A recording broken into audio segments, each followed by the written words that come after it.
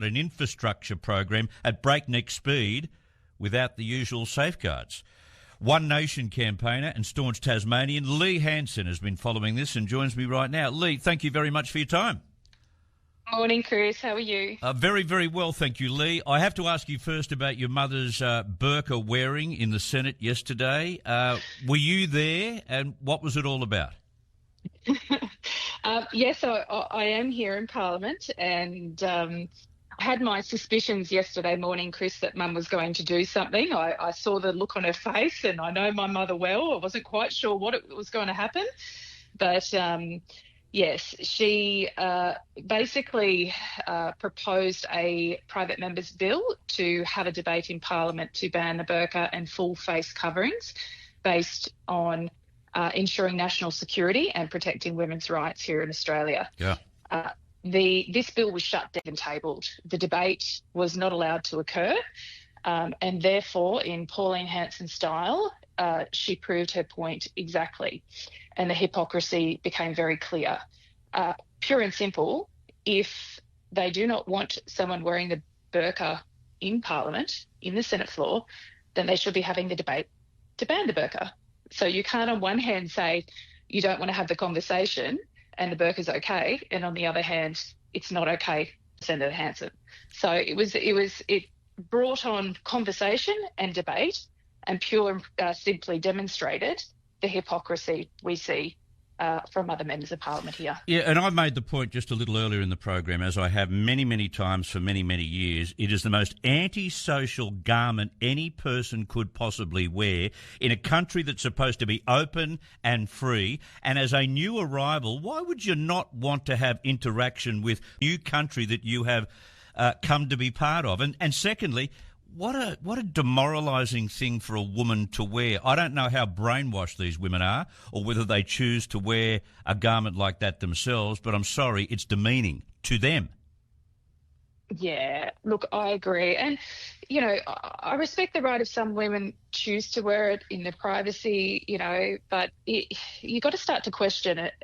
If it's been banned in 24 countries overseas, including Islamic countries, then it starts to raise serious concern that we need to talk about here in Australia. But unfortunately, our government is not wanting to have the conversation. It is being forced upon many women to wear.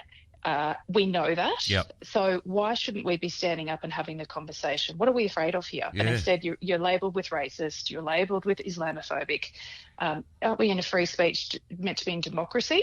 Shouldn't we be representing all walks of Australia at the best cultural alignment for us in our country and standing up for women's rights in particular? So this is really interesting debate. Yeah, okay. Just before we talk about asbestos, I still want to take a couple of calls, and it might be interesting for you to get that feedback and maybe get that feedback to Pauline. Alan, go right ahead.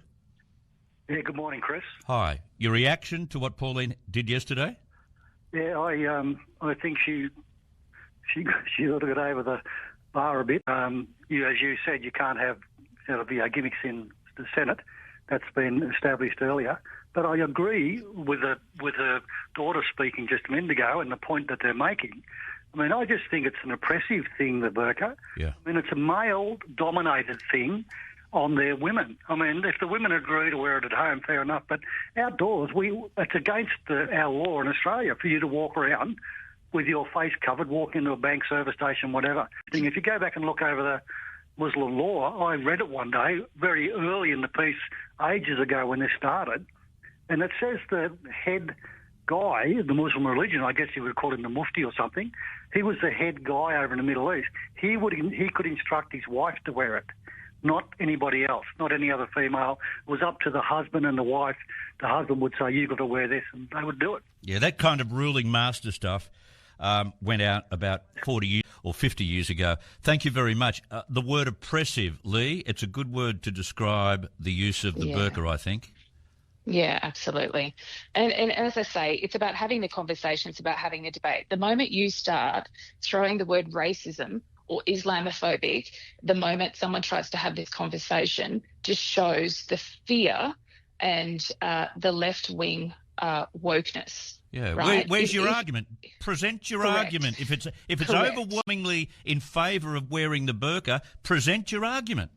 have the debate, have the conversation, allow the diversity in Australia, representing the diversity of views in this country, to talk about it. Why shut it down immediately? Why quash it? What are you afraid of?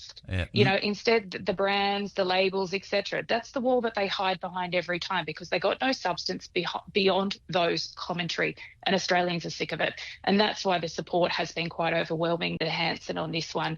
And we appreciate the support that we're getting on social media. It just reinstills the fact that we know we are speaking up on behalf of Australians. Okay, let's get to the central issue I wanted to talk with you about on the asbestos. What have you been told about what's been found and where? Yeah, this one was quite alarming. And look, Chris, I'm still trying to unpack this one and learn a little bit more as we go. But from what I know, so we have 48 wind turbine what do you call it? Energy factories. Factory, if you want to call it that call way. it a factory, because that's what it is. They keep saying farm. Well, sorry, steel has never dominated a farm, so I think we should call it a factory. Wind factory at Castle Hill Wind Farm, so Central Highlands in Tasmania. And it has become evident that the brake pads in these wind turbines are asbestos in it.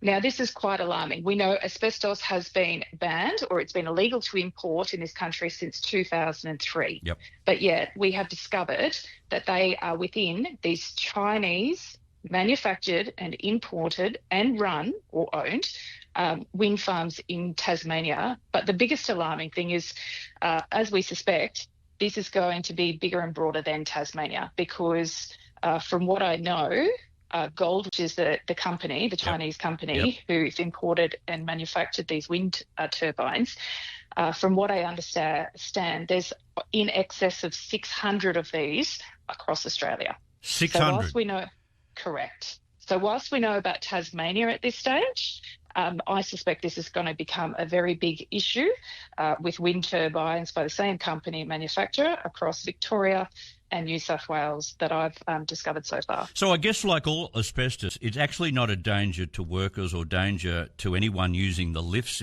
inside the wind turbines until damage is done to the turbine or a fire breaks out and all of a sudden the asbestos breaks down. And that's the funny thing, Chris. So if it's not a harm, tell me, why have they restricted access to it? Why have they shut it down from their workers? Why have they now employed asbestos removalists to investigate and remove it? So if it's not a harm and if it's not a risk, why is it actually occurring? Yeah. And it's about illegal imports as well. When we rely so much in this renewable rollout on Chinese imports, they don't put the same degree of scrutiny on their products as we would when we're manufacturing our products. Correct. So where's the safeguarding in this? Net zero has been such a push, such a fad. Let's get it in. We're saving the environment, which is a load of bollocks to start with, because the amount of environmental damage and destroying the bush and native wildlife that these wind farms are creating in Tasmania and across Australia is devastating. Yes. But here we are. Now we're bringing in imports that do not comply with Australian standards, potentially, and are putting our workers and who else at risk. And it just shows the safeguards and the protocols are not in place. It's being rushed through.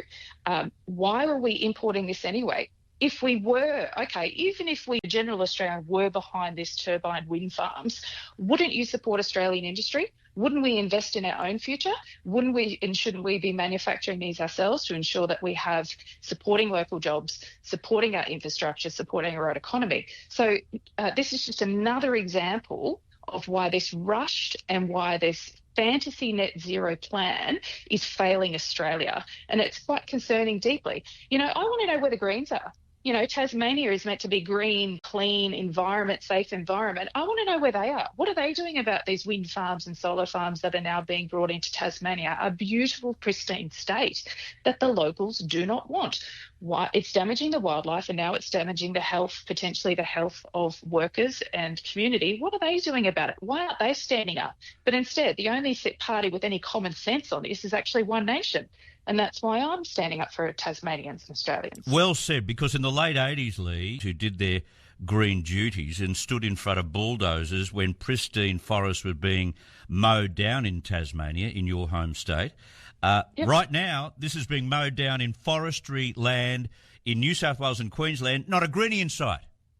No, they're behind it. Yep. They back it. Yep. You know, and now to add the other, you know, saved by emissions, killed by asbestos. Yes. So it just keeps growing. You're not wrong. And brilliantly articulate for your time once again. Thanks, Chris. Have a good day. Good on you. You too. Lee Hanson. I'm not going to say Pauline's daughter. You probably know that by now. She's an independent woman with her own views, and many of them align, of course, with her mother, and because she's a supporter of the One Nation movement. But boy, incredibly articulate.